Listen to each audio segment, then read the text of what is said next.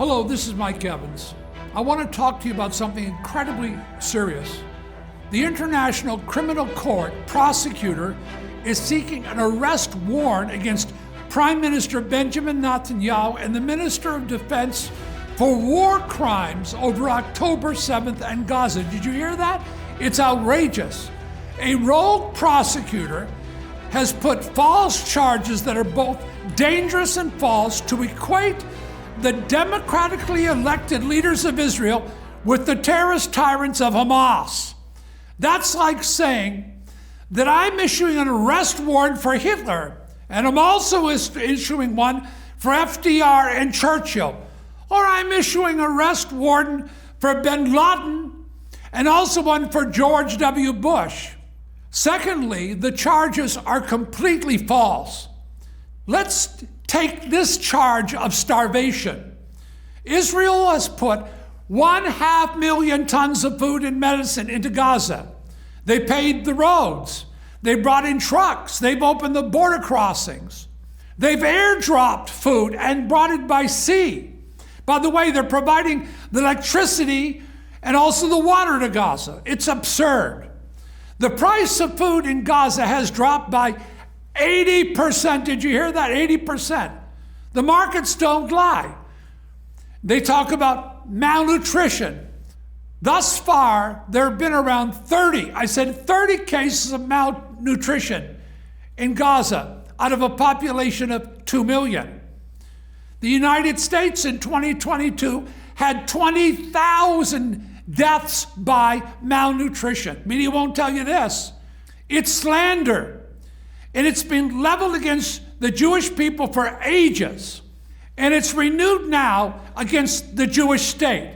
It's false, it's a lie, and it's anti-Semitic. But one thing, this prosecutor, this rogue prosecutor, didn't even bother to tell you. He said he would come to Israel and check the facts. He didn't check the facts. He didn't come to Israel. He just went out and demonized the state of Israel and the Jewish people. Israel pours the aid into Gaza and Hamas loots the aid.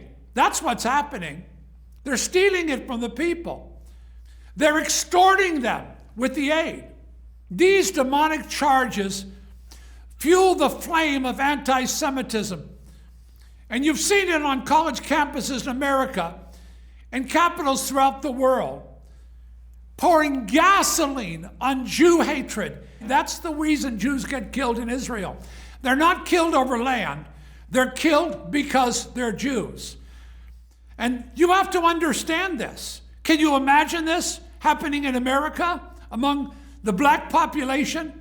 There's no possibility. There's no possibility that the KKK or the whites could do this to the black population in America. But it's being done to the Jews. 100% a travesty and lies. Hamas goes out of its way to put humans in harm's way to get them killed. They even use guns to keep them in harm's way. The ratio of civilians to combatants killed is the lowest in the history of urban warfare, as certainly in urban dense population warfare. By the way, the United States had almost double the numbers in Iraq and Afghanistan that Israel has of civilians killed. Now, why is this happening? Because Iran's going atomic. They're 120 days from becoming a nuclear state if they pull the plug and go full force with enrichment.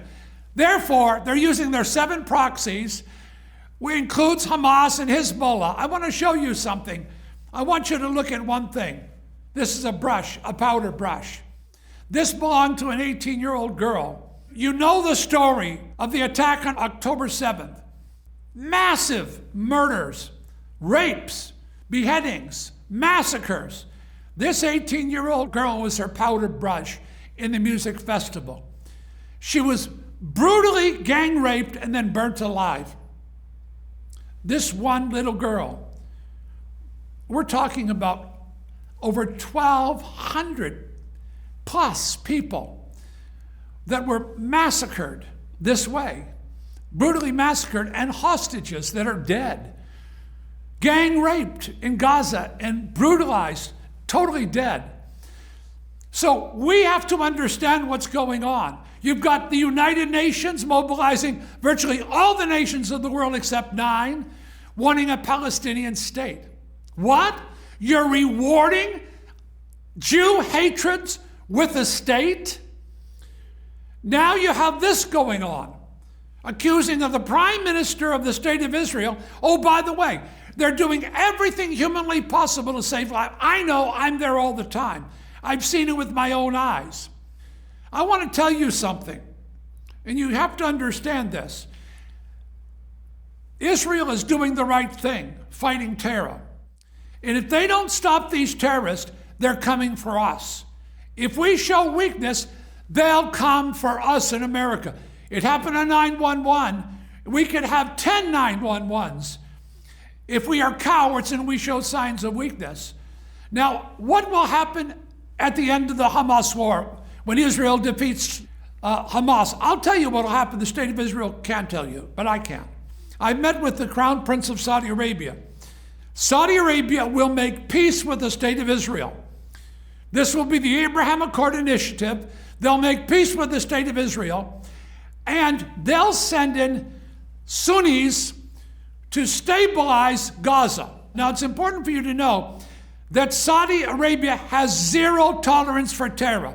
By the way, they hate Hamas and the Muslim Brotherhood. They'll stabilize Gaza. They won't run it, but they'll stabilize Gaza. And they'll also make peace with Israel. This is what the future, it's going to be bright in the future. The terrorists have been getting away with murder. And the Western world have allowed them to get away with murder. And that's all got to stop. This is so personal to me for 2 reasons. Number one, because I am a Jew. And at 11, I tried to defend one Jew, my mother, from a Jew hater, my father. And when I tried to defend her from my father, he strangled me. He strangled me and left me for dead. And I did this to God and screamed, "Why was I born?" And then I knew the answer. I couldn't defend one Jew against a Jew hater. God called me to defend all the Jews. This is my life work. I've been nominated for a Nobel Prize last January for a lifetime of work of combating anti-Semitism. I'm the founder of the Jerusalem Prayer Team, the Friends of Zion Heritage Center, and the Ten Boom Holocaust Museum in Harlem, Holland. So this is very, very critical to understand how personal this is. It's personal for me for another reason. I have a little bottle of oil. It doesn't mean anything to you, I'm sure. It's from the Garden Tomb. It's an old bottle.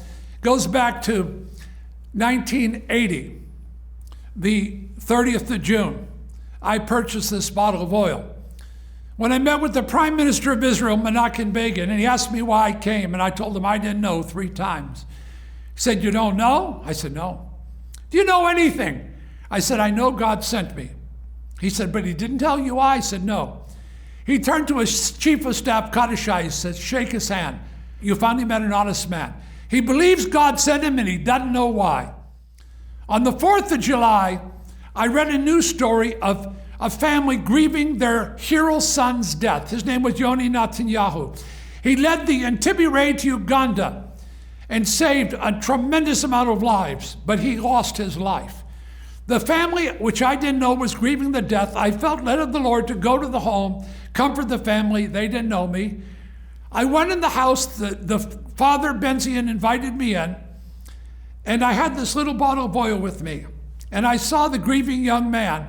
He was 28 years old. And I took the bottle of oil and put a little bit on my finger. And I went over to him. And I said this to him, "Can I pray for you?" And as I touched him in prayer, I said, "Jonathan loved David. You loved Jonathan. Out of the ashes of your despair will come strength from God, and you will be the Prime Minister of Israel." That's what I told him.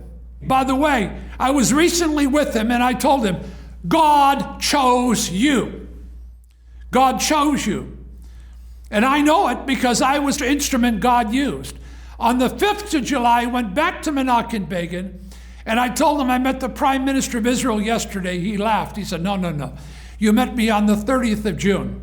I said, it's not you, it's Benjamin Netanyahu. Will you give him a job in the government? His senior advisor looked at him and said, Menachem, Mike hears from God. And Menachem Begin did it. So it's very personal to me that Benjamin Netanyahu, who was chosen by God, is being attacked so brutally. The state of Israel is being attacked so brutally. I need you. I need every single person who listens to this, especially Bible-believing evangelicals, to stand up and speak up. Let me tell you something. It didn't happen during the Holocaust. The evangelical church, birthed out of the Great Reformation, did not speak up and stand up. Instead, they united with the Nazi Party, put swastikas on their altars, and closed their mouth and said, God sent the chancellor. The trains run on time. I need every evangelical to respond today as generous as you can. We have a massive campaign on social network combating the lies of these devils with the truth. I need you to support it, and I need you to do it right now. God bless you, and thank you.